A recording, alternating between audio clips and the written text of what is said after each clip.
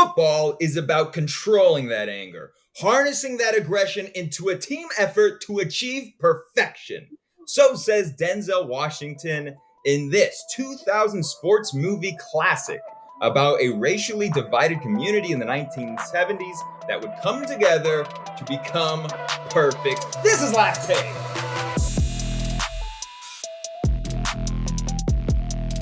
Very appropriate that this is issue 24 of Last Page. And 24 is a beautiful number in the world of football. It represents Charles Woodson of the Oakland Raiders, along with Willie Brown of said Oakland Raiders, now the Las Vegas Raiders. A very special number. Marshawn Lynch, number 24. Come on now. So I am very excited. Jason railroaded us last week when we were going to get our Remember the Titans on because football came back. There is nothing next to the person on my right that I care more about, and the people on this stream, of course, and the other people that I know and love, and blah, blah, blah, blah, blah. I love football. I love football a lot. And I get so excited that first day football comes back, and I wanted to talk about this movie, far and away my favorite football movie.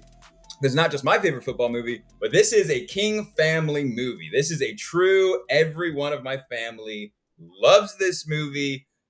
The cast is phenomenal. I'm very excited to talk about this. Like and subscribe and like this video. We all have different numbers of viewing experiences. Myself, Remy, Mimi, no way of us being able to count how many times we've seen this movie. Monica and Jason, not so much. So joining us today, the lovely Monica Bryant. Check out her fantastic YouTube channel about filmmaking in the description below. She has a new video about Buffy the Vampire Slayer and its origins. Please check that out. Remington joining us, deep south by California standards. And Jason and Mimi making her return along with Jason, coming back to talk about something other than anime. Thank God. So time is one time. All right. So yes, Remember the Titans, a 2000 sports movie, which is crazy to think. That means that movie came out 23 years ago. Oof. 23 years before Remember the Titans came out, Star Wars, the original Star Wars came out. So if you wanted to feel old, there you go. Yes, it is a movie that is near and dear to all of our hearts. And I'm very curious what both Monica and Jason have to say, as they're not as familiar with the movie. This is your second time viewing the movie, Ms. Bryant. Jason, what number of viewing is this for you? Second as well. Mm-hmm. Okay, so this will be a good starting off point. Before I pitch it to Monica, basically, according to the International Movie Database, this is the true story of a newly appointed African-American coach and his high school team on their first season as a racially integrated unit. That is quite the nutshell to put this movie into. The budget for this movie was $30 million. It made over $136 million worldwide. Smash success. This movie was big when it came out. It has a ridiculous cast that most of these people in this movie were younger actors, and now a lot of them have become huge, along with Denzel Washington obviously being the centerpiece of this movie. Ms. Bryant, not quite the football fanatic that I am. However, how did you like Remember the Titans on your second watch?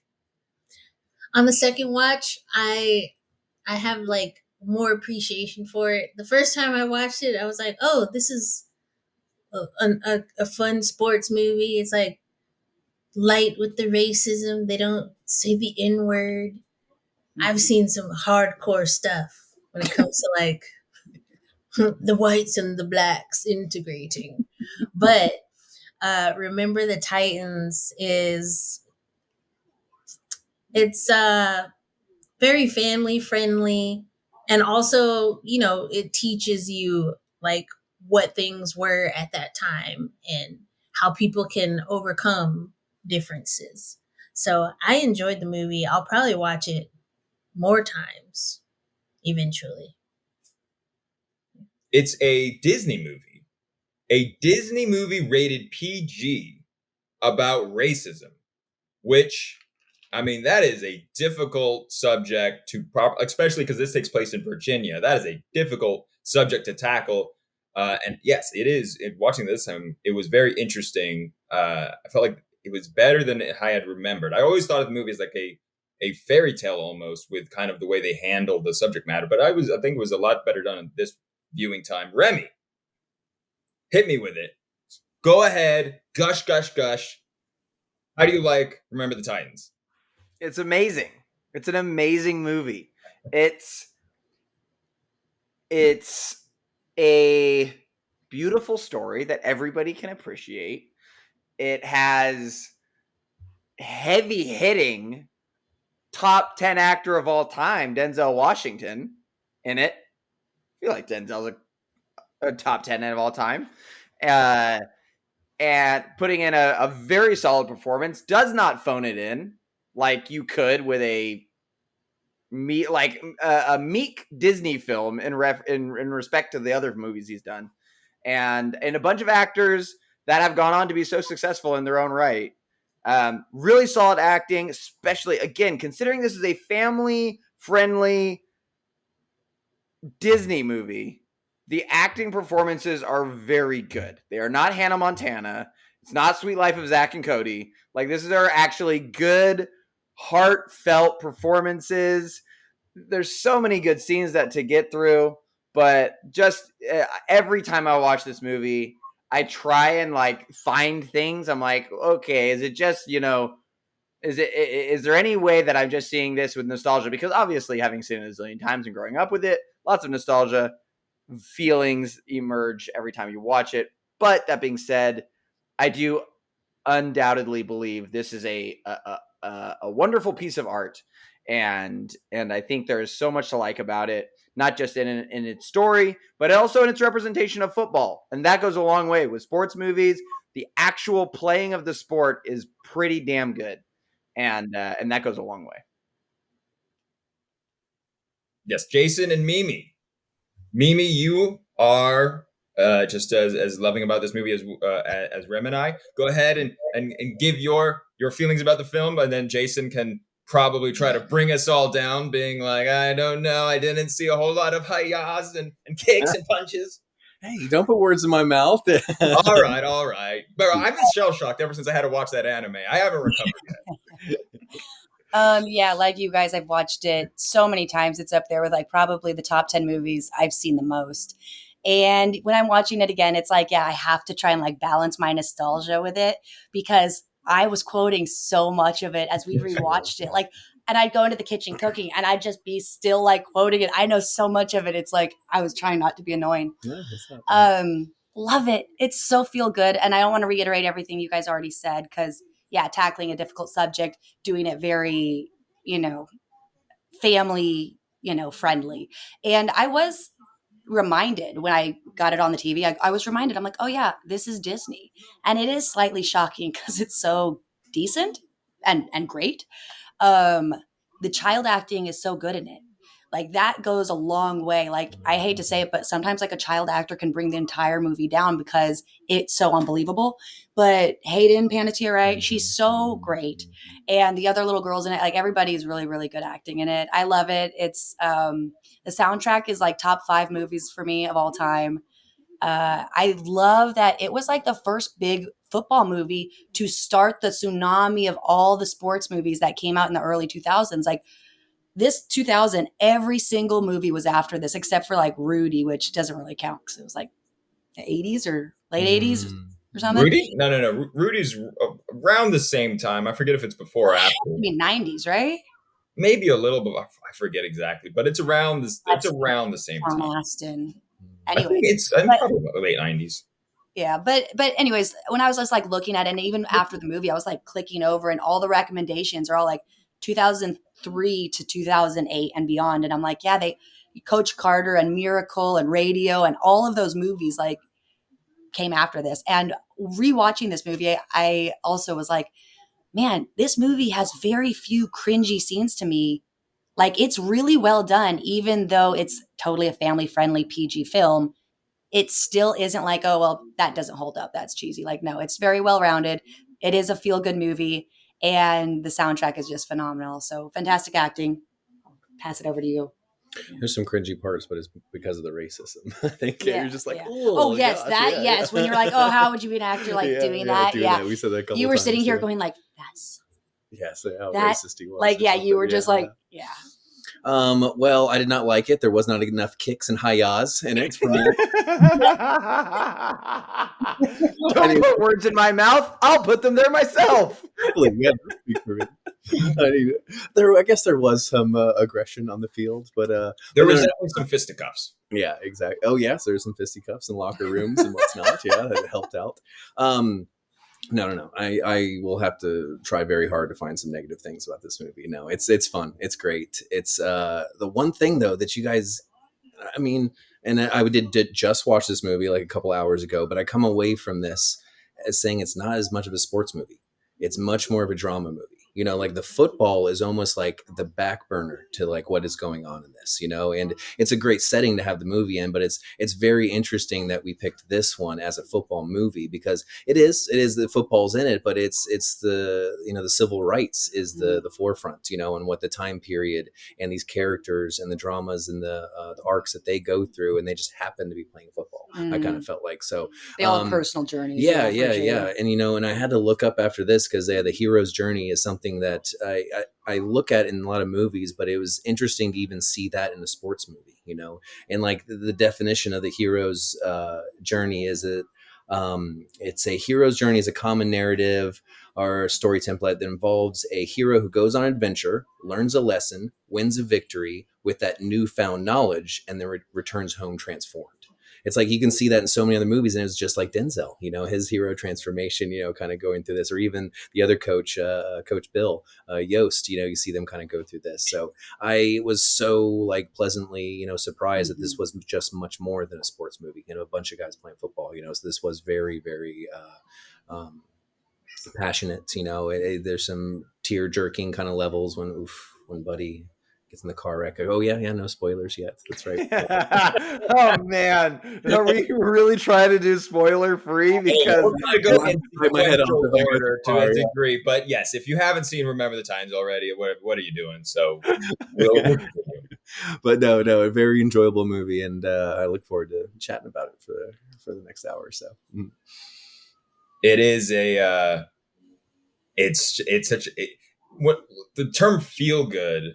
I think the problem with the sports movie genre is that it became just wanting to be the inspirational Rocky effect. Mm-hmm. And you're right, Jason. Like you said, Rocky really was, the first inspirational sports movie that took everyone by storm. And then movies try to capture that, you know, to get off the couch and go, you know, do some push-ups. This isn't that movie, but it is a movie that it just like Rocky, it's not about the boxing. This is not about the football. It is about the characters and the time and the era and the message of coming together despite your differences. It's going to be kind of tough because, literally we could go every scene just in minute by minute through this movie, but it would take way too long. So quoting it the whole time. Every line. It is for sure one of those quotable movies that I want to say, innocuous moments of it. Exactly. I was thinking when we rewatched it, I was like, man, if I was going to ever give a monologue, I'd probably pick one of Denzel's quotes from this. Like, he has so many times where he is like on a great rant, and he or Julius and Gary, like, they constantly have some incredible like monologue scenes and dialogue. The movie opens with a race riot. Because a black person got shot, and so there's a white store owner. Yes, I know, Jason. You're going to be like, actually, the opening is a funeral. Okay. Yes, and that's such a weird tone because you don't know who trying to keep these from being 2 hours long. So yes, the opening is a voiceover by older Hayden how do you say her name? Panettiere. Yeah, who is incredible in this movie. But then it is a brief 30 seconds of a funeral that is obviously at the end of the movie. And there's a race riot, and that starts kind of setting the tone of the movie. And the two prominent figures, the driving narrative of this is the current coach of the local high school Bill Yost, played by is it Will Patton? Mhm. Yeah, Will Patton. And it is when they say it's based on a true story. Very little of what actually takes place in this movie is real. And the spoiler alert to real life. Basically, the real part is that T.C. Williams was a new high school that was made that merged the black school and the white school of the area together. A football team came together. An interracial football team was created, and they went undefeated that season and won the title.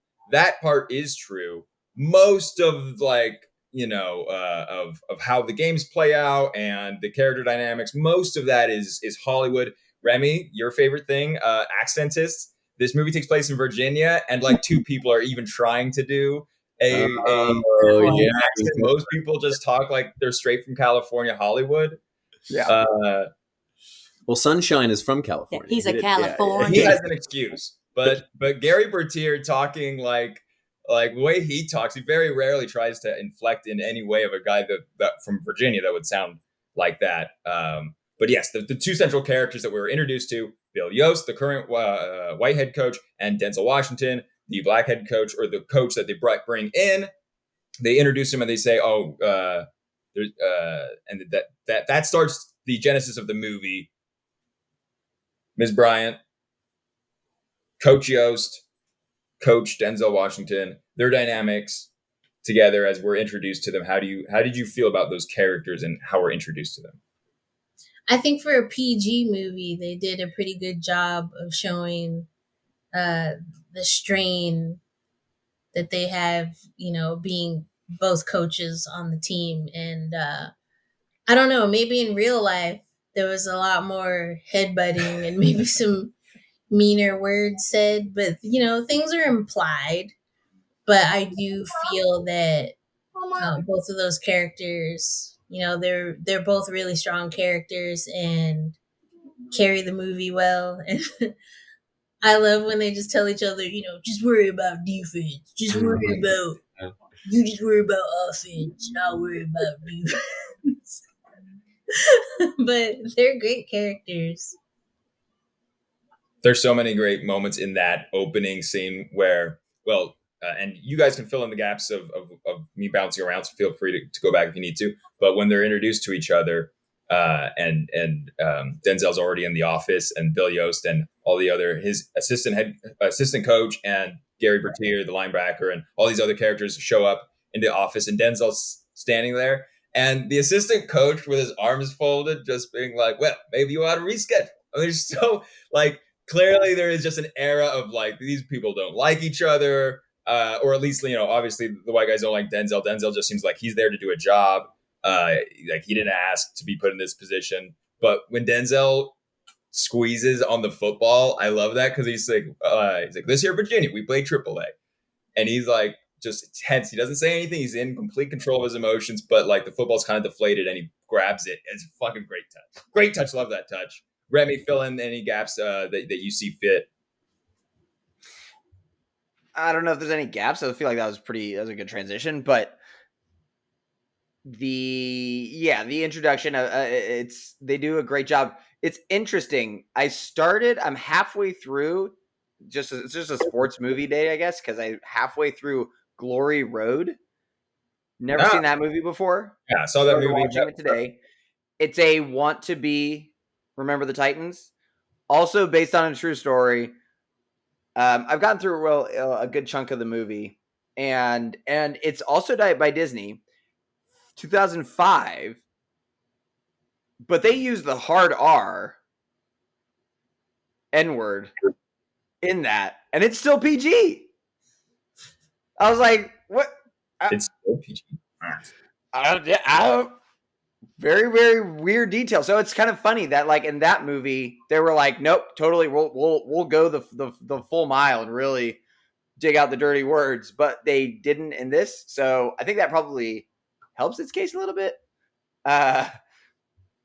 Anyway, I think the stage is very well set as far as the dynamics between the two coaches. You can tell the two coaches. I like that and it makes sense because they have had a lifelong friendship after this. That is that they don't have. There's no like inherent bitterness towards each other, but the surrounding cast has it.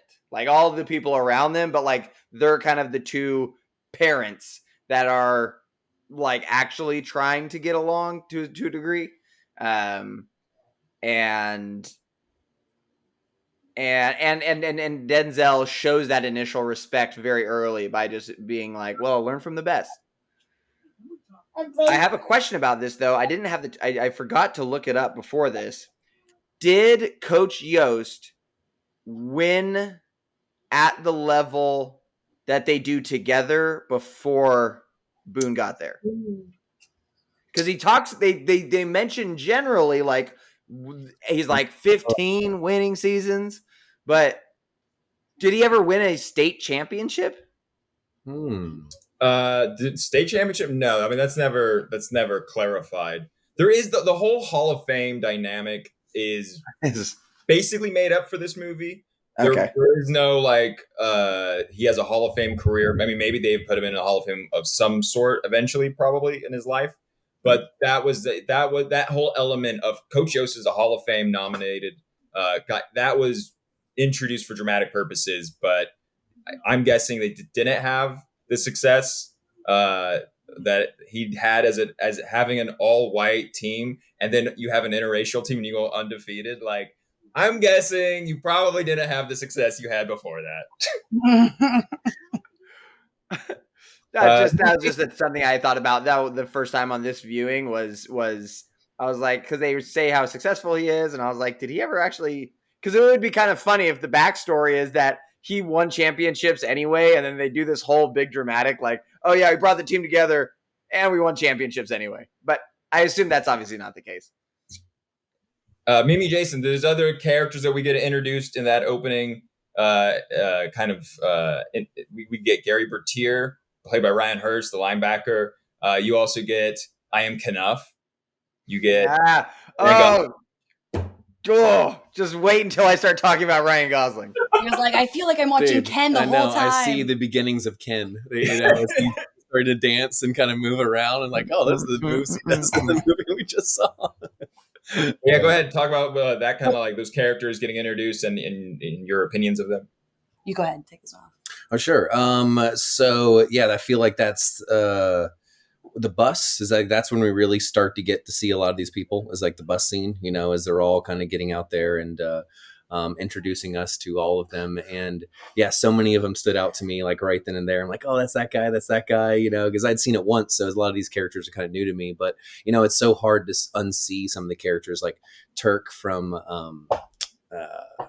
Scrubs? My Name is Earl. The My Name is Earl. Yeah, the Ethan Suplee. Yeah, but no, Donald Faison, P.D. Jones. Oh, from Scrubs. Scrubs. Yeah, it's like I couldn't see him, you know. And then like Wood Harris, like Julius. I mean, he was in something else, you know, too. And it's like Wire. Yes.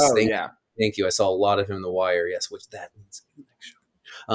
I've been trying to get everyone on The Wire, and no one wants to get on the show with me. And I think I've seen it twice now through. But yeah, no, absolutely love the cast and how they're introduced, and it's all thanks to Louis, the Ethan Suplee guy, Louis Elastic. Yeah, he is what brings the whole movie together. I feel like it's a little bit farther in, but it's when they're all eating together. I think at some point, and Coach makes him stand up and say something, you know, he learned about him, and you know, and that was like the first bridge. The first, like, this is what this movie is going to be about, is bringing these people together, and he is like the spark of it all, and you know, and you love him throughout the entire movie, and it sucks because it's one of those movies where you know there's a tragedy happening, and I had forgotten who was going to happen to, so I was like, oh, is it going to be this guy? We're starting to love him a lot, so he's going to die probably like in the next scene. Was it going to be because I felt like it was the quarterback, like as soon as Sunshine got introduced, he's like, oh yeah, he's going to die like in something, you know, but I'm like, wait a second, this is Disney, you know, it's not going to be that bad, but it was great how quickly you we're enamored by a lot of these characters, and they play the role so well. And I'm actually really upset that this is not actually true, how every single one of them acted in every scene. It's like loosely based off a true story. I want it directly based off the true story, in my mind. So, but no, that beginning is great. Like you said, the office scene sets the tone of the racism and what the time period, which I thought 71, we were past a lot of the stuff. I thought it was more 60s.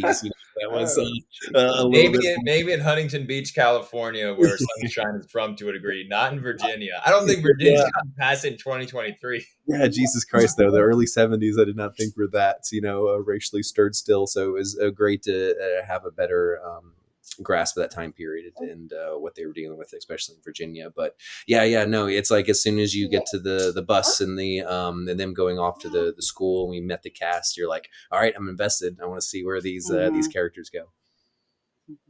Yeah, no, just a bunch of really strong actors, like you said, when Louis comes in. But he comes in, remember that first scene when during the first they're in the gym, and it's the player, it's like basically a player oriented. Yeah, you're right. Yeah, but it's like the same thing. It's like him kind of like, like it's like cuts, and you can like hear a cricket in the room. Yeah, he doesn't see black or white, Yeah. And later you kind of find out because he thinks he's white trash and all this, and and it's like, oh, okay, you didn't see any color because maybe your upbringing or something along those lines. But it was just so interesting to see, like he had just no color in anything. Yeah. The cast is phenomenal. The cast is so good, and that is what makes this movie, is that there's so many characters, both black and white, but every personality is so defined. I mean, that's what's great. Other than scumbag Ray is a piece of shit. But like, other than him, everyone has like their arc or their moments, where either they can start like, Gary, when he's around his friends and when he's playing football, he seems like, you're a cool jock dude, but he is a bigot. He's just, he's supposed to be 17, 18 years old. And he's like, that's what he knows. But like, everyone has an arc that they redeem themselves or they come together. And I love all these characters so much. I mean, Blue, and this is a good time to bring in what the other focal point of this, which is the soundtrack. That this is one of those movies, you cannot tell the story of Remember the Titans the way they tell it without the soundtrack. This is not just playing push on the record and just listening to songs you've heard a bunch of times. The characters all sing along with all of these famous songs, and like, you can't have. I mean, that's what brings some of these characters together.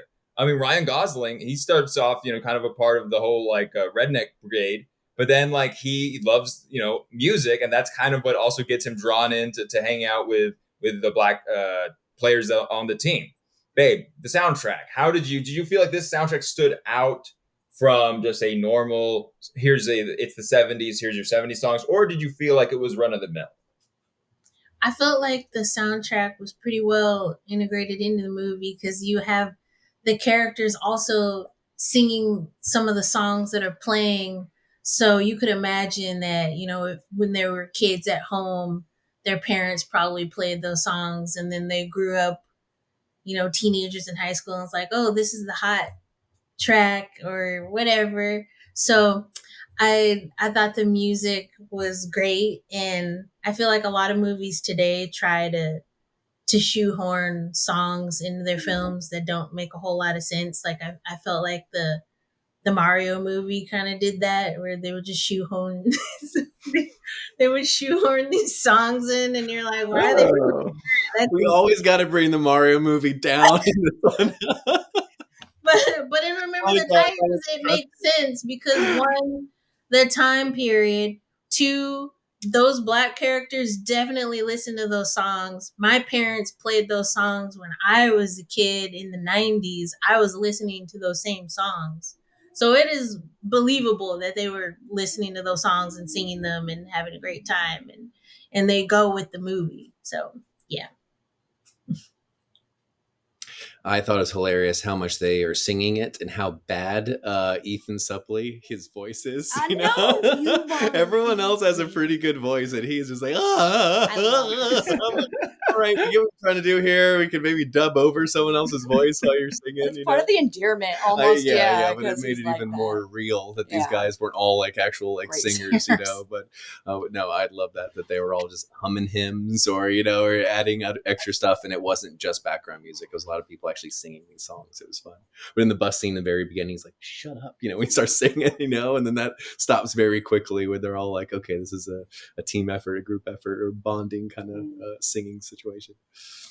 I also want to add, like, that like you said, Monica, your parents playing that, our parents played that music too. So like, it is so endearing to hear it. And like when Peace Train comes on, I'm just like, oh, I'm going to cry.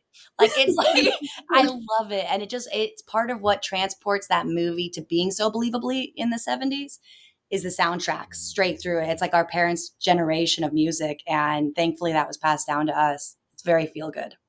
Rem, do you have a favorite musical sequence of this movie? Locker Room Ain't No Mountain High. I was thinking that one too. It's so good. It's so good. Everything about it's so good. The whole sequence, from them singing to Sunshine kissing Gary, and the mama jokes. When Louis like walks over limping, and he's like, "I just gave your mama a piggyback ride. She weighs twice as much as I do." It's amazing. The jokes they're so well executed, and the characters, it feels so authentic. The actual relationships between the characters feels so authentic, and the music and that scene and it's amazing. Platinum, double platinum. Mm-hmm. To play off the scene Rico pointed out earlier too is one of my favorite introductions, just because scene and song together is just almost like your hair stands up. He says that to Denzel in the locker room in their first meeting, and he goes, "Well, what an opportunity for me to learn from the best." And then dun dun dun dun dun dun dun dun. Like that intro roll into The Grapevine is so good. Yeah, so the team gets put on buses, and then Denzel pulls everyone, because obviously everyone just goes onto a bus because they're supposed to go off for 2 weeks to training camp. And then Denzel sees that all the white kids are on one bus, all the black kids are on one bus. So then he takes them all off, and he just puts them on defense and offense, and they have to sit next to someone of the other race. And it's funny watching it now. I'm just like, I think this would work. Like, this would work, because it is like the way Denzel does it. He does it just like a commander. Like, I am the leader of an army, and this is how I'm going to get my troops to work. I think from a psychological perspective, I think, like, assuming you could keep ultra violence from happening, or anything like that, where if someone had like a weapon or something could get crazy. I think generally speaking, if you made people like these kids, because remember, these are supposed to be 16 to 17-year-olds. If you put them together, eventually, if these people aren't terrible humans or didn't have horrible childhoods that they couldn't come back from, I think this would work, where eventually you would break from your bigoted upbringing, and it would get you to see someone as being a person rather than just the color of their skin. And so I think it's really cool, just the constant the battle between Coach Yost and Coach Boone. Coach Boone is bad cop, who is a militant, make sure everyone does everything perfectly all the time. And Coach Yost is more of the coddler, more of your best friend kind of guy. And those two constantly going at each other, because they go all the way up to a great, and there are lines, like, some of this movie is cheesy. It does, like, play the emotional music, and some of the lines don't always land, and I feel like it's more the writing than the acting. But when Denzel brings everyone to Gettysburg, and they're at the field, and he's talking about hot lead and the blood that's spilled on this field, it's like, and if we don't come together, then we'll just be like them. I mean, it is a great point for the movie to slowly start changing from these guys hating each other to coming together. Yes. Do you feel like that was executed? Because it gets to the point where a lot of times in these movies they do, where it breaks, where they go from not liking each other, and then they start bonding friendships, and then they're all being friends, and obviously the real world is a different place. But do you feel like that transition was handled well? Yeah, I actually did like the speech when, he took him to the graveyard and then it's all misty. I mean, I didn't think it was cheesy. I thought it Not was that scene. I'm not talking that about scene? other Okay. other moments, but that scene to me stuck the landing perfectly.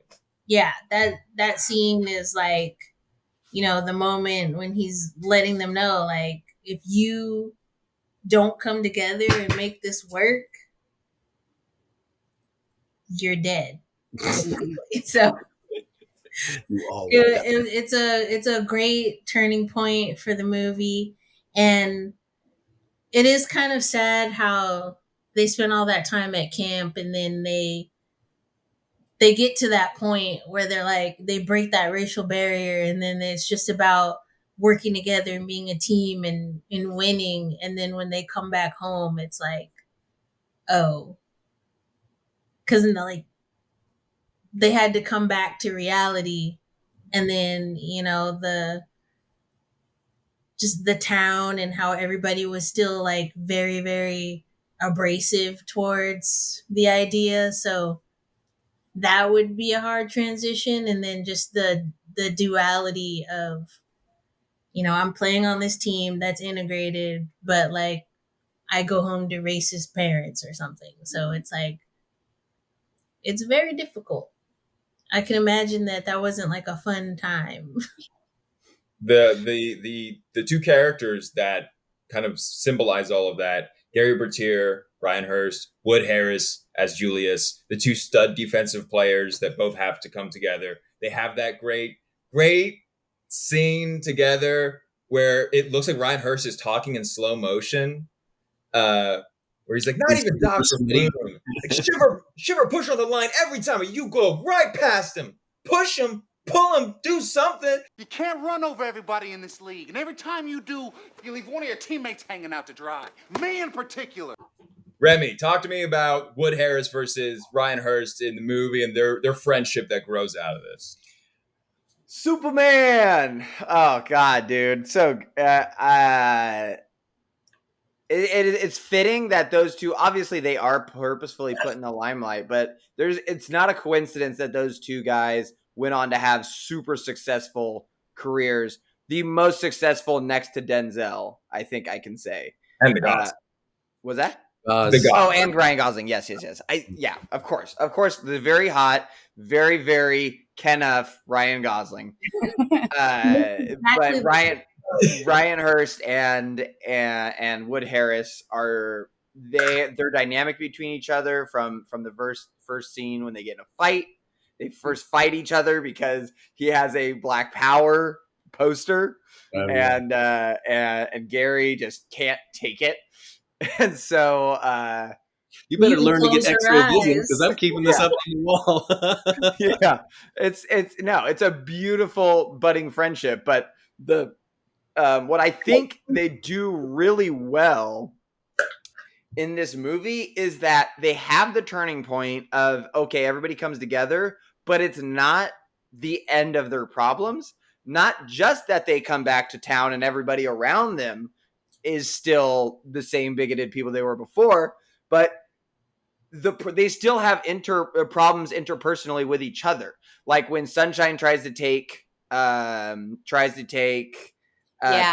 Petey and everybody to the bar, and it's like there's like this conflict, and the owner won't let him in, and then there's like also when they kind of get into these, there's a couple other moments where they don't just smooth it over. It's just like, oh, and everybody's just best friends now, and it's fine.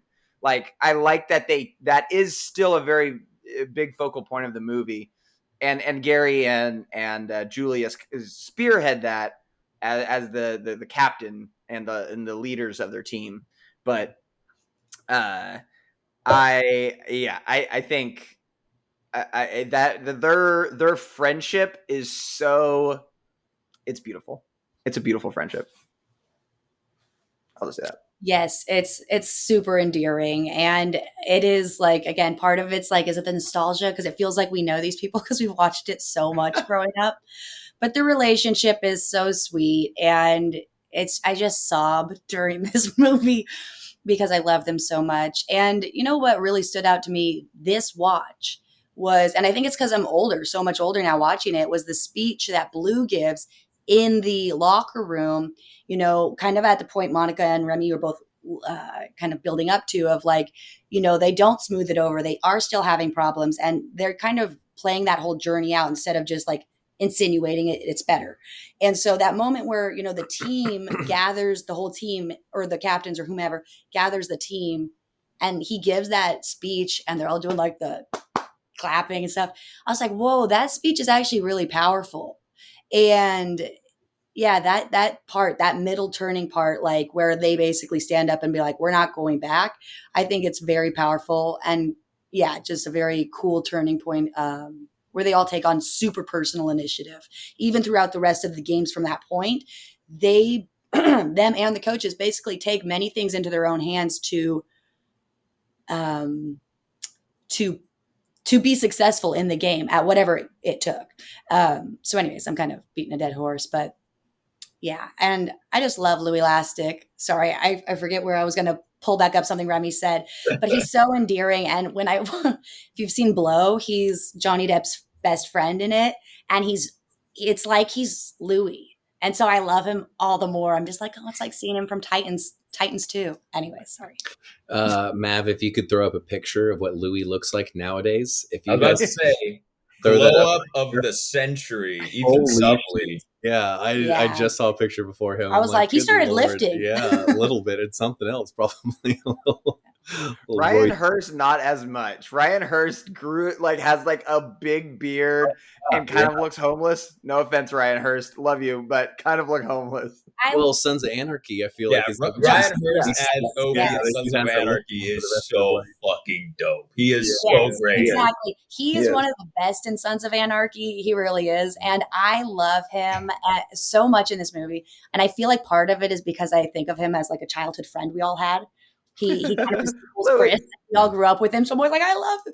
He's so precious. But his character is super endearing too, because like I love that first scene at the bus where you can just like picture a 17-year-old dude going up to the coach and being so arrogant and so cocky when he's like, listen, you're going to reserve half of the special team. You're going to reserve half this. We don't need any of your people on. So we've got this covered. And then I love Denzel just being like, okay. And then he just like lays down the law and there's nothing he can say. Jerry Lewis. Yeah. Dean Martin. The whole putting them on blast. It's so good. Ryan Hurst might have the best entire arc because like how prideful, arrogant he starts. And then like one of the like second to last football games they play where he comes up and he's like, that one's for you, coach. And like the connection that him and the coach have, it's like, yeah, I love his character so much. The part, so they get back from camp and then it's so good. The football of this movie. Everything is 11. The sound every time someone gets hit, it's like a truck hitting someone in the face.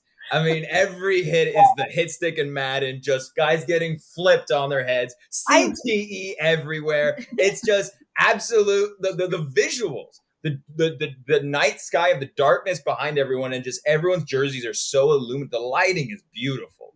Everything is really crisp. We're not getting this bunch of shaky cam. The shots are very nice. I mean, everything, the catches, the jerseys always being filthy and dirty, like feeling very lived in.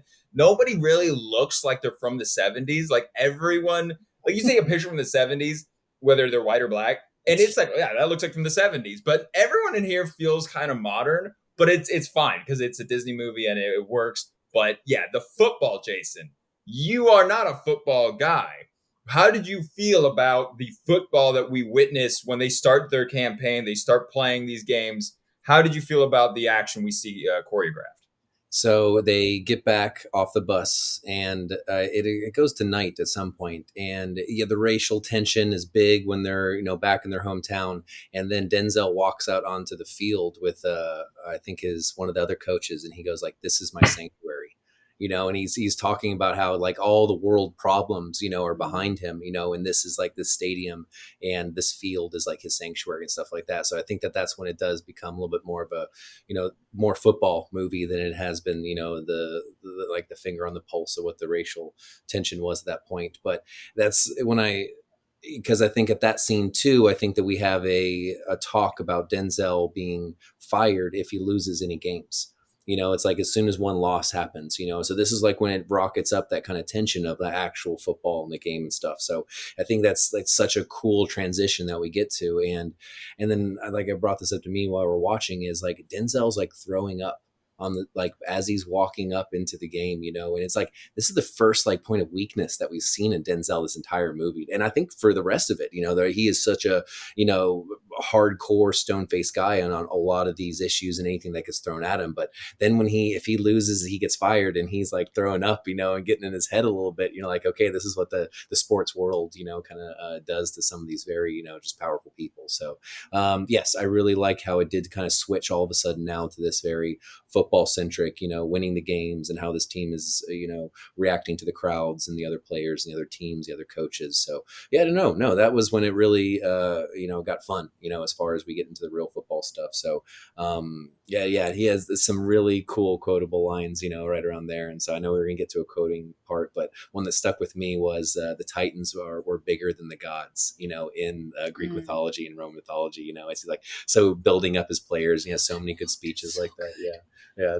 Did I mess it up? Or No, is it, no. Titans? Yeah, bigger than the gods. Yeah. That it is interesting that dynamic that one of these school executives, I don't know what his title is, one of the school people come up to him and tell him, well, they didn't even think you would make it out of camp with peace and harmony. They thought this would blow up. So if you lose a game, you're going to get fired. I'm pretty sure that was not how it went down, because I think that was a movie element of if he got fired after one game of loss, the race war would have like been crazy. Like one game, if he lost like the first 3 or 4, and you'd be like, guys, we had this Hall of Fame coach over here, and now all of a sudden this guy can't do anything. Then that would have made more sense. But I get for the movie, the team in real life did go undefeated that year, so they add that element that does make it so he's constantly at Bill Yost's neck. Anytime they give up a point, he's just like, if your defense would stop him, we get the ball a little more, and that kind of dynamic. But yes, Rembo, the football, the action as it is filmed. You are a football guy, not as football-y as me, but you are a football guy. You only say that because I don't let every Sunday emotionally railroad my entire week. Okay, that's the only reason you say I'm less of a football guy. Yeah, because I don't have a choice. This is a burden. I have to suffer on some level. I'm suffering on a Sunday, either because the Raiders have lost, my fantasy football team have lost, or both those things have happened. And then if he suffers, I have to suffer. But I was really good on Sunday. We can all agree I was really good this previous Sunday. New leaf turned over. I'm a much nicer person. Anyway, Remy, go ahead. Talk about football. This is me bringing out the world's tiniest violin for your hardships with being a football. As long as you play the NFL intro. The sounds, the crunching are so satisfying. Every single it's so, yeah, the sound is masterfully done. And yeah, I think it's just one of the hardest things to actually pull off in sports movies is when you watch these sports scenes, making it feel like a real game. If you are a real fan of a sport, you know what it looks like in real time and at real speed. And certain movies, I mean, there's some movies that are historically awful at doing this. And a lot of boxing movies really suck at boxing. Is probably the worst, pound for pound. Double entendre there. But just because it's what it looks like when somebody really gets hit, that they can't swing full speed on each other for 10 straight rounds and just take punches to the head. But so it's like, you just know these things. And so, but I think they do such a good job at making the scenes look good. They angle it well to where it's not just crazy shaky cam, like you said, but it's like, there'll be tight shots, a couple wide ones, but a lot of tight shots in. and they balance it so well. So that way, I was going to say, it looks like people are running at full speed. There's really only like one scene where I think Julius gets a strip sack in the big game that it's like, he's running very like awkwardly, and the guy in front of him is like running like this. It really does not. That should have been redone. Other than that one, every scene's pretty good. And I mean, I love the fact that we've talked about this before, I know, but the Rev has a instantly diagnosed broken wrist. His wrist looks, it's not like it's like cockeyed, bent out of shape. He has like a normal looking wrist, and he's like, oh, broken, done for the season. And it's a referee that does the. I think it's a staff member that does come on. Yeah. I think the line is dubbed in. Give him the diagnosis. Oh, it is. Yeah. Yeah, I think like they initially did it, and then someone at Disney was like, "What? But how are we gonna know?" So they're like, "All right, we'll just have a throwaway line of like, oh, he's out for the year." Just be like, Aaron Rodgers just blew his Achilles, and everyone knew it, but they still had to wait a whole day to get an X-ray and make sure. But I don't know, maybe TC Williams didn't have an X-ray machine. And the next thing, Louis grabs his wrist, and holds it up and everything. That is funny. The win is that he grabs his own. And then everyone starts beating the shit out of him. They all start punching. I laughed hysterically this last time watching it.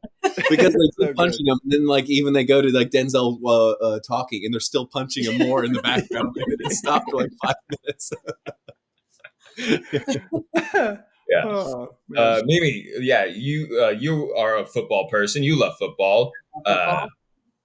The football, we progress through the games. They win one, they win another. There's constantly the battle between Yost and Boone on offense versus defense, and whether or not Yost is trying his hardest.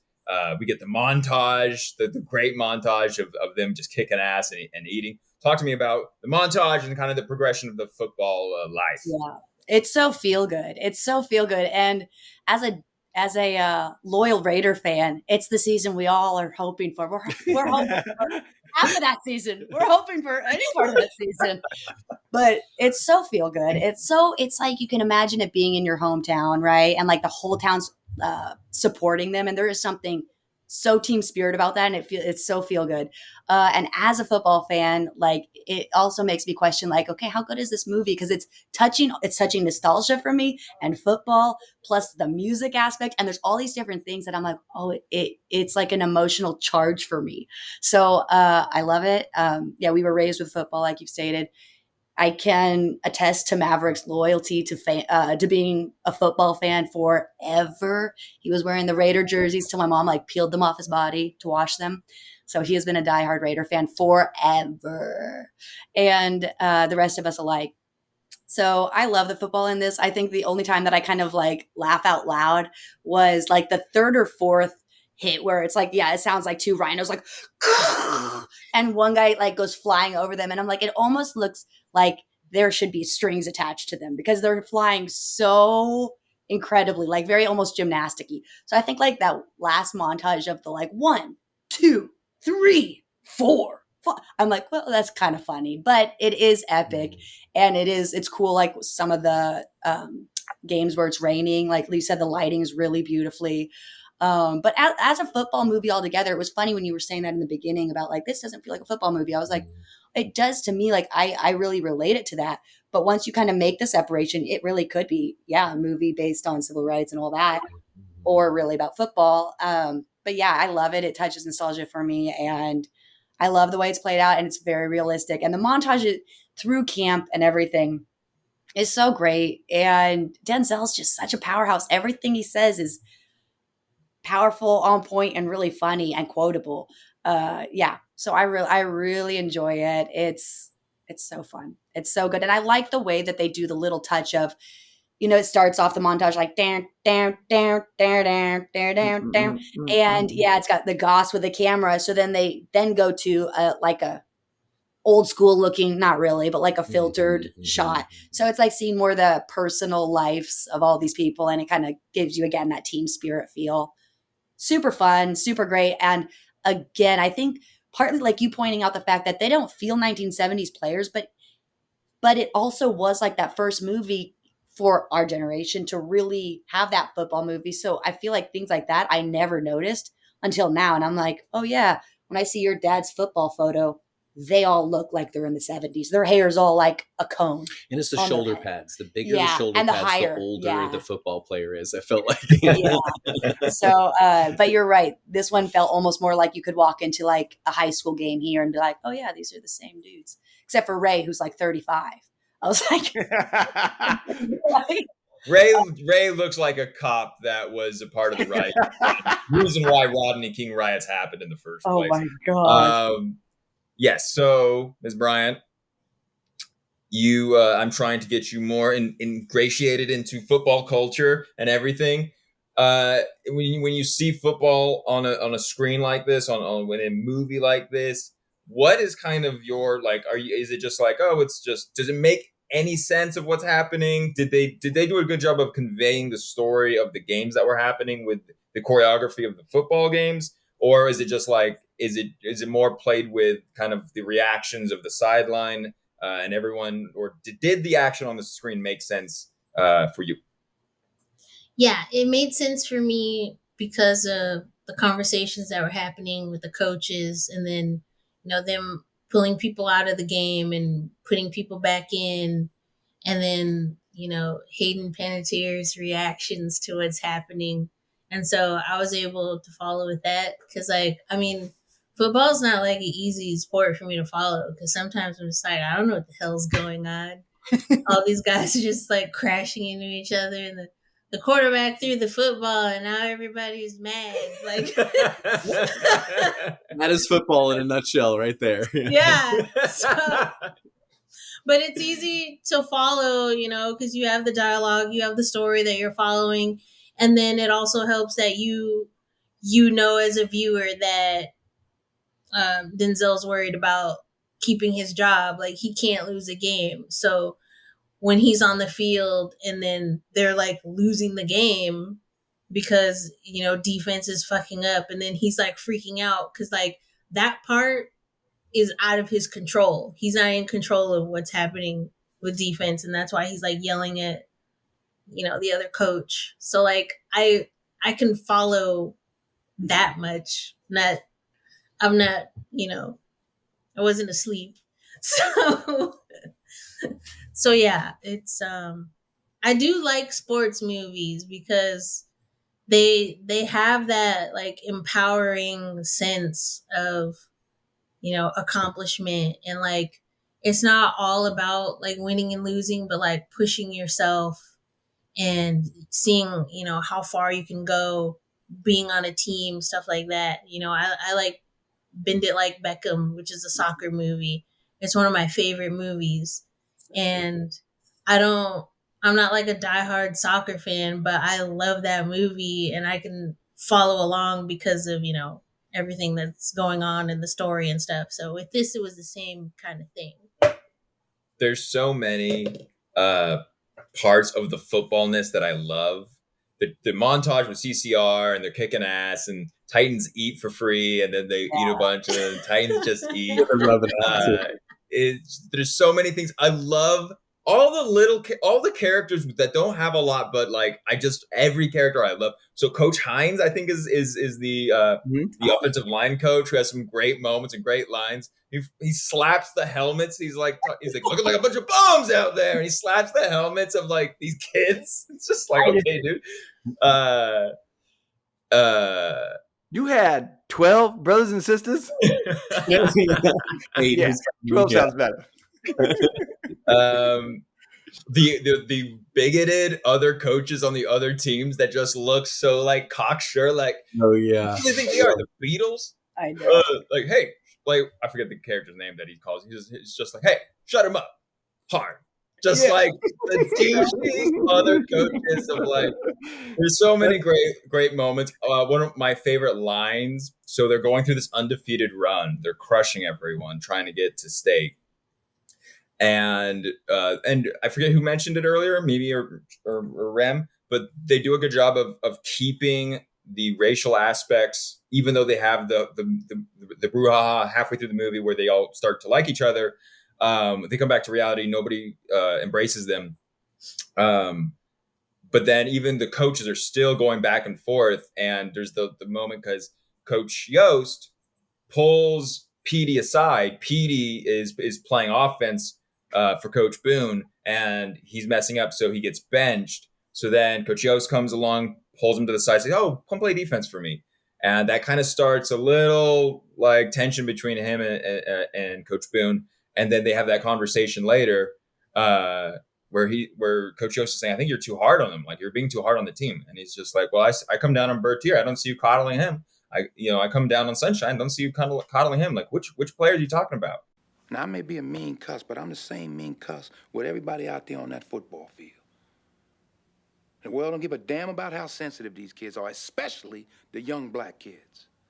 You're crippling them. You're crippling them for life. Oh, it's so damn good. The way he just nails it, and he's like, his eyes are like glossy almost. It's like you can tell it's very important to him. It's just those moments I love. The Denzel line that sticks with me though is "water is for cowards," and so I am going to embrace that now for the rest of my life. I know that's what you're going to start saying. It's beer and coffee are my main two drinking sources. So now I can be like, "Water's for cowards, Mimi. I'm not going to drink any water." The brutality of camp. First of all, that telling a bunch of kids you can't drink water is like, okay. The other part is football. The National Football League got rid of doing 2-a-days. 2 practices a day. They got rid of that because it's too brutal. He has them doing 3-a-days. 3-a-days. And then he has them 4-a-days. Kids. You want 4-a-days? I mean, it worked. Yeah. And it's so brilliant too, that whole thing where he's like, you have to get to know each other. So this is on you. As long as you want to take, we'll do it as long as you have to. And which leads to the fantastic scene of, Gary and Julius. You're Gary, or I'm Gary, you're Julius. Let's get a couple particulars. So good. I've never seen anyone so sweaty in a scene though. Julius's face, his sweat is everywhere. They're doing 3-a-days. Yeah. It's like, how is your face holding that sweat right now? I love when they run, like they have like we'll say 3 to 5 mile run, and they go from perfectly clean to literally look like they rolled in the mud. Like everybody's dirty, so much dirt and sweat. It's like, okay, I don't understand if you were sweaty, but somehow you guys all look like you rolled through the mud. I don't understand how that happened. They rolled that last mile. They just somersaults the whole way. We'll get to Jason's favorite part, which is the tragic accident in a second. But Remy, as a sports fan, one of the feel-good parts about this movie, and by feel-good, I just mean that you just feel vindicated, is that this movie has, not realistic, historically speaking, whatever, but has a part of this, which is that they've gone undefeated. They're about to go to state. They're the game before state, the regionals. And the Hall of Fame committee people have told Coach Yost, don't you worry about anything. We're going to take care of this little problem here. And so the referees are throwing bullshit flags all over. Hayden Panettiere is losing her mind, as any sports fan would. And it's like, it's hilarious because Coach Yost comes on the screen and he's like, Titus comes over and he gives him the speech of like, I swear to God, I'll see every last one of you thrown in jail. Like, I don't think you're going to go to jail for throwing a high school football game, first of all. Yeah. But as a sports fan, it feels so good to see a coach just be like, you're corrupt and I'm going to bring you down.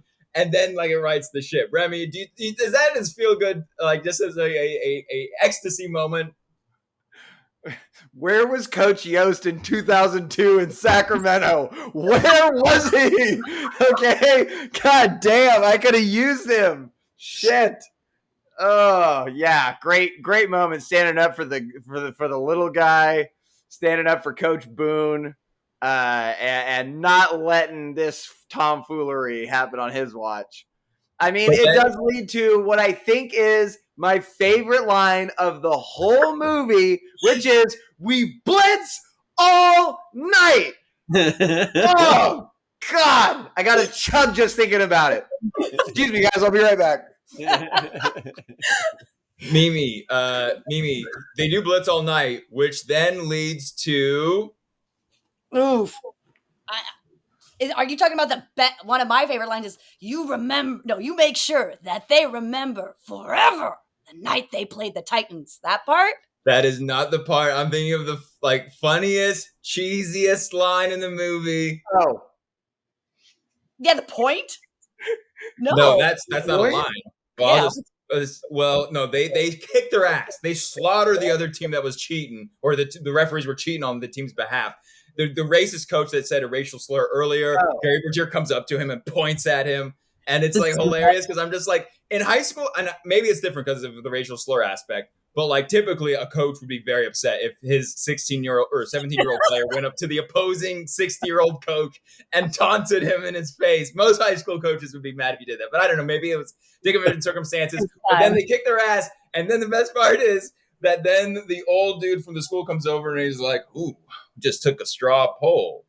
You just cost yourself the Hall of Fame." Yeah. So good. Such a funny line. The dudes in that movie, I'm like, these are the men wearing the white gloves running the world. They're like, we're going to make you a Hall of Famer, coach. Don't you worry. And then they're like, you just lost yourself the Hall of Fame. Like, they're just such douchebags. It's like, it's rough. But yeah, it leads to, which I don't want to like give anything away, but it leads to one of the lines that I think is kind of the cheesiest lines in the movie. Is it okay if I say it? It's towards the end. Yeah, we're in the end game. Where he's like, your Hall of Fame of my book, coach. Like that line, I'm like, it didn't need to be said. Like right before they both collectively like have the football and stuff. I'm like, yeah, it's well delivered, but it's still kind of one of those cheesy Disneylands. Like your Hall of Fame in my book, coach. Like just kind of cheesy. Yeah, Jason, you've been teasing this emotional moment where the movie takes a turn right before the big game. Something horrible happens. What is it, Jason? What? His slow drive down the street going probably 4 miles an hour, pointing to random people out the window, and then all of a sudden a truck out of nowhere just like flies into him, where there's probably like 60 people on the road right there that could have been like, hey, watch out for that truck, or slowed that guy down. So I mean, it was a pivotal, heartbreaking moment. But I'm also did you mention who it was? No. What do you mean? You In the truck? The character. Oh, Gary. Oh, yeah. Yes. Oh, Gary. yes. Gary. Yes. I feel like you're feeding me where I need to go in this. Sorry, but I just, you didn't mention the character. But no, honestly, I wanted to take a little comment on what you guys just said.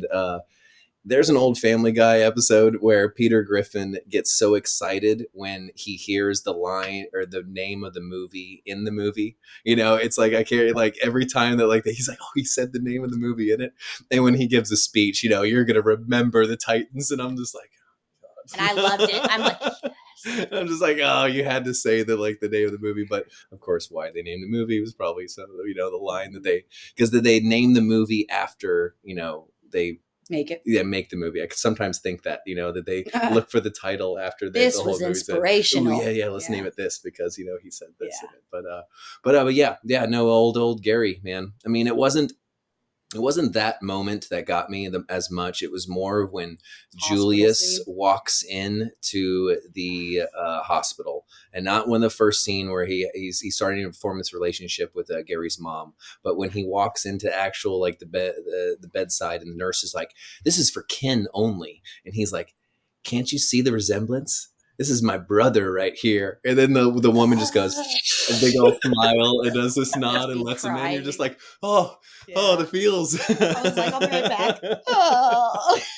And then they had this conversation, you know, and he's like, I've been looking into this stuff called Olympics, you know, things. And you know, you're like, okay, it's going to be okay for old Gary. But yeah, that is definitely one of the more emotional, you know, and this is where, again, the hero's journey, as like, I knew that there was going to be a tragedy at some point in this movie. And I'm like, okay, we got the tragedy out of the way. Now we can get back to the feel goods for the rest of the movie, you know? and I also add, I think that in that moment, I think probably the most powerful thing is stated in the whole entire movie. And it's powerful, not just if you actually imagine yourself having a near-death experience, but how profound it is, where he says, I was afraid of you, Julius. Oh, yeah. Like, Mm-hmm. And then I realized I was just hating my brother. It is so, that's like a Sunday message right there. Like, that is so beautiful. Like, and to have that, to imagine if you did have a near-death experience in that time, during that conflict, and you had gone through that arc, that's what I would be saying too. I'd be like, basically kind of repenting to the people who I had mistreated. And him in that moment is cinematic gold. Pulling on the heartstrings. Mm-hmm. Definitely. Did that the buildup of Julius and Gary did the buildup and that kind of bringing them together like in that moment, did that land and work for you, Ms. Bryant? During the hospital scene? Yeah. Yeah, I do think they, of course they sanitized it because it's a Disney movie, but there's no way that he would have been so chipper. He's paralyzed from the waist down. Like, there would have been a lot of emotions happening. And I get that they did what they did for the movie purposes, but like, that's heavy. That's your whole life right there. You're just like, one minute you can walk and then the next minute you can't, and he's still like got this like good attitude, and I'm like, well, that's not really believable. But it did make for like a cute moment for like those two characters, and you see how deep their friendship really is and how much they really care about each other. So I'm willing to let it slide. It's very astute observation, because in real life, not to do the whole in real life thing, but Gary got hurt after the state game in real life. Like, it was like 2 or 3 months after the game that he got in the accident and lost his legs. So for the movie, they make a drama that he's out of the game, but he was really in the game. Remy, the game that has been built up, where old coach, I just think of this coach because of the colors. I think of the team that I just think of Joe Paterno, who used to coach the Nittany Lions of that rapist college program. Damn, what's that called? Yeah. Sandusky? No. Sandusky, yeah. The college. Penn State. Penn State. Yeah, Nittany Lions. For some reason, this guy reminds me of Joe Paterno on the other coach. But we have the state game. Remy, your thoughts kind of on the dynamics? They go into halftime. They have the speeches back and forth. How did you feel about the climax of the movie as Gary's watching from his hospital bed? Don't come in here. Line. It's great. It's honestly not. It's not in like the top most memorable, my favorite parts of the movie, because it is the most typical sports drama. They have to win it on the last second of the game sort of play.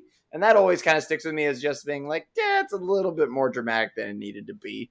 Especially considering, didn't they crush them in the last game? Yeah, in real life, they destroyed them. Yeah, so I honestly would have rather had been that. Like, they're just sitting on the bench being like, we're killing you. In the movie, they're not going to lose the last game either. I mean, yeah. Again, going back to the all-white schools go against the interracial team, what do you think happens in the championship game if you had to guess? Anyway, go ahead, Ray. It's just, oh, man. Yeah, I mean, dude, again, just watching Glory Road, he's recruiting random black dudes from like the backside of construction sites, and then he goes on to win a national championship. It's like, what are we doing here? This is why Bill Russell's championships don't count, because you had white guys that were training from the time they were 2 years old, and then you had Julius come from his grandma's house and dominate. I mean, so anyway, point is, the ending of this movie is great. It's a nice little bow, but it's not nearly the best part of the movie. I think I love the best part of the final part of this movie, other than is the final little arc, confidence arc that Sunshine has, where he can't pitch. He is terrified. For some reason, he has a great arm, but he doesn't have it. For some reason, he can't make this one simple pitch play, the veer, and so they bring in the Rev to help him out, and he pitches to him, runs the whole thing, kills it. Again, nice little bow. There's it's a nice little bow up until we get to the end where, it cycles back to the very first scene, which I always do like when movies do that, when they start and end at the same point. But if anybody, but not to just lead us right there, those are just kind of my thoughts. Yeah, those are my general thoughts. The part of the football part of the movie that doesn't make sense, because the way they handle it in this is at halftime in the championship state game at halftime, the other team is up 7-0. And for some reason, Coach Yost feels like he has let his team down by allowing 7 points, which in any era of football is a great job. If you're the defense and the other team has 7 points, you're like, I'm fucking crushing it. The offense needs to get their shit together. But for some reason, and in the movie, I get it because Yost is going through like, I don't need Boone's help. Boone's like, I don't need Yost's help. In the halftime speech, they come together and Yost is like, hey, I need your help because they're kicking my ass. No, they're not. You've given up 7 points this entire half. The offense has no points. He needs to be asking you for your help. It's just for what they were going for in the arcs of the characters, it would have made more sense if it was like 7-21, or if it was the defense gave up more. It just does not make any football sense as why a defensive coordinator is apologizing for giving up 7 points. It made no sense. Other than that, the dynamics of Yost coming and finally, kind of giving up his pride makes a lot of sense. But yes, Mimi Jason, the finals. We'll kind of just talk about like the characters. There's so many characters to touch on or to say final word. But yeah, Remy hit it. The end touchdown celebration. There is the funeral for Gary takes place 10 years later. Your guys' thoughts on kind of the climax of the movie, everyone's end story. If there's any characters you want to touch upon. Can I jump on? Yeah, please. The funeral has no one aged, and it's 10 years later. He has a mustache. You look at every single one of them, like they look just like they did in the last scene, and this is supposed to be 10 years later. I was like, I know we're in an age of CGIing everyone's face to look younger or older. Like they could have penciled on some mustaches or sprayed some gray, like in someone's hair or something like that to make it a little bit more believable. So I was like, it was a little bit of a shock, and all of a sudden it's like 10 years later. But okay, and Gary is the one the funeral is for, correct? Mm-hmm. He is in a wheelchair at this point, correct? Or he would have been. Yes. He got killed by a drunk driver. Yeah. So depressing. He was driving. He was the passenger. I don't believe that is. I don't even think in real life I think in real life, no, like he was a passenger and someone that was drunk hit him. I do believe that is how he met his end. Luck. Yeah. You got hit once by a car, paralyzed, second time death. Just like that was a low blow right there. But yeah, so like you guys said, I love how it ends where it began, because it starts off with this funeral that you don't know who it's for. And then finding out that it's Gary's funeral and stuff was also like a big shocker. Like, oh no, not Gary, not again. It's like, how, and so, but yeah, I thought it was like, like Remy said, a perfect little bow on the end of it. So, and of course, any end credit scene that gives you the future of every cast member, I absolutely love. I love, God, I can remember, was it Blow, or which is the one where he goes to jail and it's a true story? Is it Blow? And then it's like you figure out he gets out later and he tries to connect with his daughter and she doesn't like one. It's like there's some really powerful, like very end credit scenes that have always stuck with me that do that kind of like little recap thing. So I just absolutely love when a movie does that. So like that being the end of it, I wanted to see where these kind of characters finished off. So, but yeah, I mean, very typical football ending. I felt like that was, like you guys said, not the high point of the movie. Very predictable. Last play wins the whole game, kind of thing, and all that sort of stuff. So that wasn't, as great of the ending. It was the funeral and kind of the credit scene that really did it for me. So, yeah. Yeah, it's so funny to think about that final football game and how it really is not the high point for me in the movie.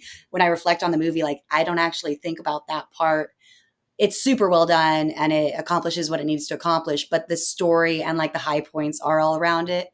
I love Julius. I think he and Bertier, just touching on the characters as one final time, Julius and Gary and their dynamics and everything, their friendship. It's so sweet. It's so endearing. I love it. Obviously, both coaches do a phenomenal job. It's funny. Some of the very 2000 scenes where like, what's the one where like there's like a conflict. Oh, it's right when he's like, Coach Boone's like, you pick up this ball, you run every one of them. You're killing me, Petey. You're killing me. And Petey runs off, and Coach Yost is like, and it's this cheesy, slow, like Gone with the Wind moment where you're like, this is so set up. This would never be happening like this. Someone gives him a ball later with it written on there, "Don't drop me" or something like that as a paper on the ball. Yeah. But all the characters are so good. Like, having the whole cast, he has the whole cast pulled up on IMDb. So many old creepsters that look like Giuliani. It's almost frightening. Like when you see how many people look like Rudy Giuliani on them. Yes, like, yeah. Oh, God. But anyways, no. It's a fantastic movie, fantastic cast. There's so many good characters. I love Coach Boone's family dynamics. I love his wife, like the daughters, and like how they start, having a relationship with Coach Yost and his daughter. And I love the moment, and they do it with multiple players and multiple people in this movie, but it's really obvious with the coach, the defensive coach, or special teams eventually. Forget his name, Coach. Wait. Yeah, no, not Coach Hines, but the Coach Yost's right. Herb. And like they have it with him, and then with Gary, very obvious, like where they choose to go the righteous path and leave the racist path. And it's like very obvious, when Gary's standing there at the car and she's like, "Come on, Gary, we're all gonna go," and like he backs up, and you just see, like, I love that moment. She's horrible. Yeah, she's terrible. She's like, "I'll try not to be racist," Yeah, he was like making so much shade at her at the end. You're gonna try not to be racist. Yeah, it's pretty bad. But that moment, and then but those moments in the movie, I really think they do them well. And yeah, so I love the cast, love the movie. It's hard to pick out one that I love the most, but yeah, MVPs. We'll round out the cast here as we give our final thoughts and ratings, but also MVP. Which player, not for the team that we're breaking down as far as football, but which player is your favorite player? We won't say best person of the movie because Denzel's Denzel. He's gonna steal the whole thing. But we'll say MVP. Who's your favorite player? So MVP, also kind of final thoughts about the movie and what rating you would give it, perhaps, Ms. Bryan. My favorite player on the team was Sunshine.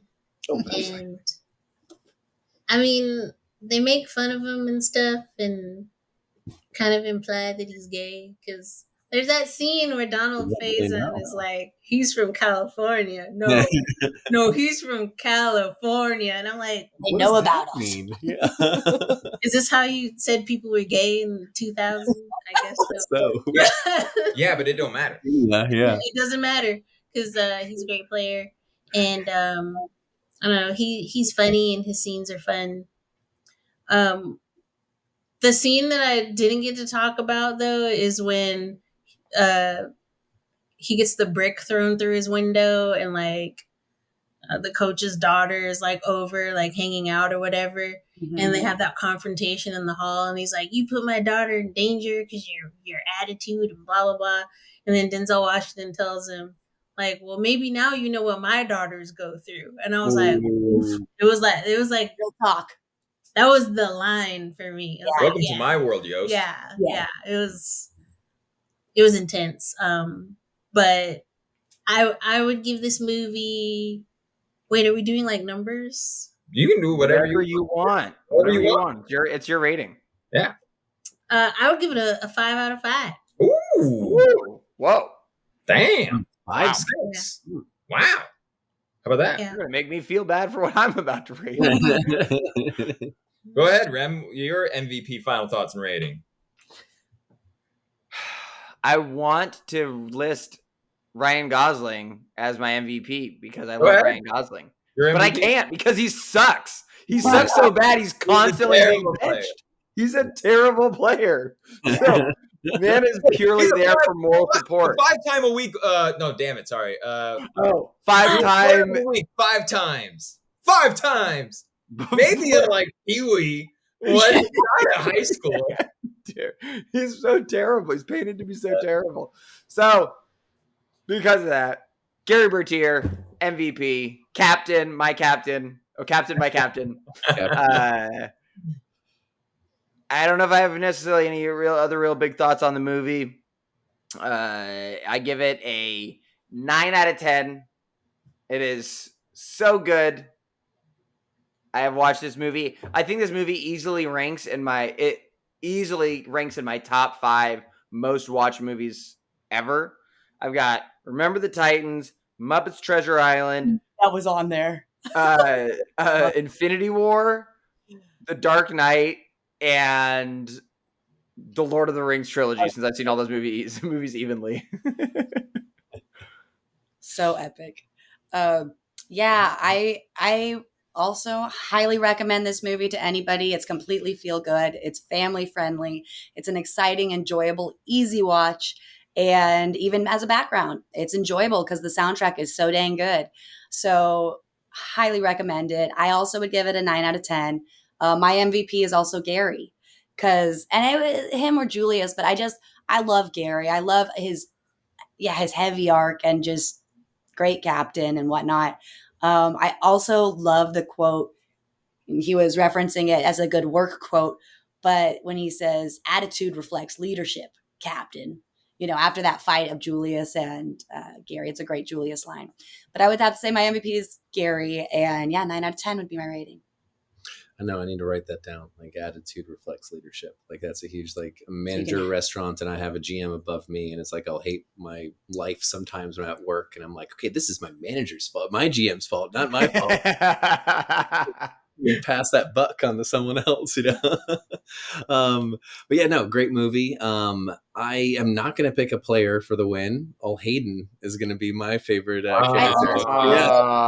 Young daughter, couldn't see that coming. He is freaking awesome. I was going to say, in the past, haven't you said that you used to have a crush on her? Very much so, but not this version of her. The hero. Yes, not this version of her. Jesus Christ, Mimi. Sorry, I'm not going there. I wasn't going there. I'm just saying I agree. She is a phenomenal part of this movie. I mean, the first thing I saw her in was Heroes, and the cheerleader who can't die, kind of thing. I love that character that she plays in that, and but she was so like I can't even put the word on. Like she was so much older, like than she should have been, or like wise beyond her years. In this movie? Yeah, and I know that's the character that she's kind of playing, that she's really smart in this football stuff, but she is able to deliver those lines. She's so and good. like you can see like this future really good actress in her, and it sucks that she really didn't become that much. I mean, Dallas, I think, was another show that she had for a long time, but Hayden never really became this like phenomenal actress, but you can almost see that in her in the beginnings right there. So something must have happened in her career or whatnot, but she is just, every time I feel like she steals the scenes on anything that she's in. It's like she is very a great part of the movie, where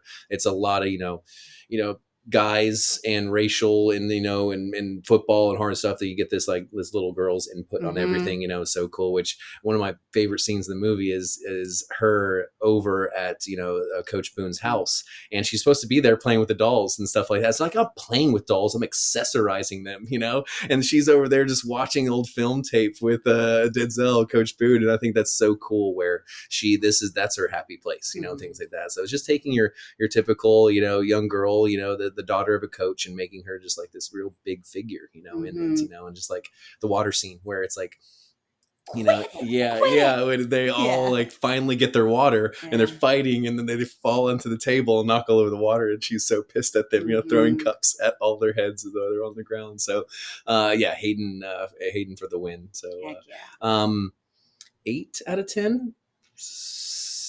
7.5. I mean, a little bit lower because it's so feel goody, you know, it so checks all those Disney marks and everything like that. And it's great, you know, and I love seeing it. And it's a good, like, I had a shitty day at work today and this movie definitely made me feel better. So it's like, it's great for being one of those movies, but, in my all-time greats, no, but it is such a great movie. I'll retract. I'll give it a solid 8 then, I think. Yeah.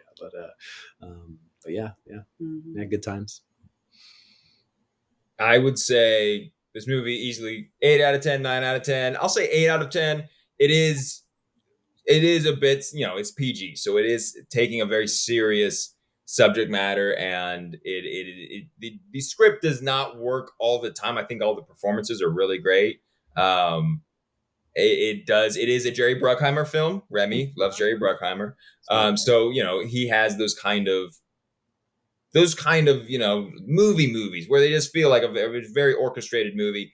The cast is so great. All the characters are so wonderful, and the performances and the songs and the soundtrack. So yeah, I'd say like 8 out of 10. Could easily be 9 out of 10. Maybe I'll watch it a different day, it'd be 9 out of 10. I want to give the other characters, if we haven't talked about specifically, not MVP, but the one guy that actually feels like he's from Virginia and is a racist piece of shit who doesn't come from California, that like, or just not an actor from California, is the redneck bar restaurant owner who comes strolling over as soon as he sees the Titans walk in, and he's got these gross ass teeth, and he's like, well, sorry, we're all full tonight, fellas.